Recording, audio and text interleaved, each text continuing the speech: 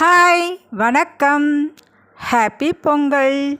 வாங்க, இன்றைக்கி பொங்கல் ஃபெஸ்டிவலுக்கு நாங்கள் என்ன டிஷ்ஷு செய்ய போகிறோன்றது தான் இந்த வீடியோவில் போட்டிருக்கேன். வாங்க வீடியோக்குள்ளே போயிடலாம்.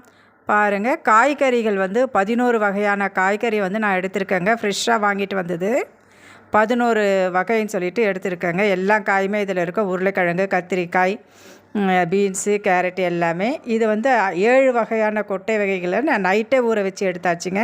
அது மட்டும் இல்லாமல் வெங்காயம், தக்காளி, அடுத்தது பார்த்திங்கன்னா இந்த கொட்டைகள் நல்லா வெந்துடுச்சு. கொட்டை குழம்புன்னு சொல்லலாம், இல்லைன்னா காய்கறி குழம்பு, இல்லை பொங்க குழம்பு. உங்கள் ஊரில் நீங்கள் எப்படி சொல்லுவீங்கன்றது எனக்கு கமெண்ட்டில் சொல்லுங்கள். வாங்க காய்களாக கட் பண்ணி எடுத்துக்கிறேன். ஃபஸ்ட்டு நான்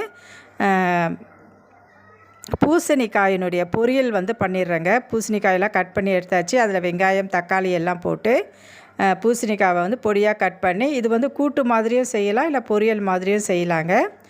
எங்கள் ஊரில் இதை மஞ்சள் பூசணிக்கான்னு சொல்லிட்டு சொல்லுவோம். உங்கள் ஊர்லலாம் நீங்கள் என்ன சொல்லுவீங்கன்றது எனக்கு கமெண்ட்டில் சொல்லுங்கள்.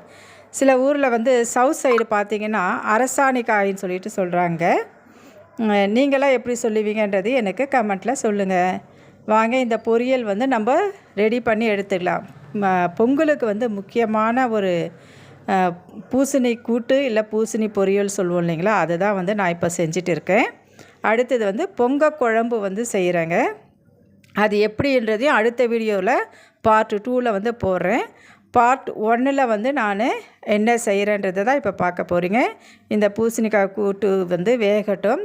தேவையான அளவு தண்ணி ஊற்றி கிளறி மூடி வச்சிடலாம். அதுக்குள்ளே நான் என்ன பண்ணேன்னா, காய்கறிகள் எல்லாமே கட் பண்ணி வச்சு அந்த பொங்கல் குழம்பு நான் ரெடி பண்ணி வச்சிடுறேங்க.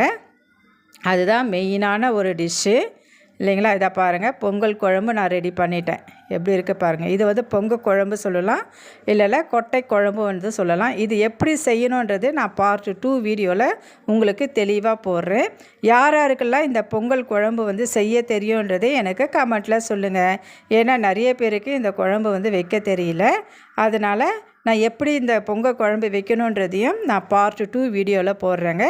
பார்த்து செய்ய தெரியாதவங்க செஞ்சு எப்படி இருக்குன்றதையும் எனக்கு கமெண்ட்டில் சொல்லுங்கள்.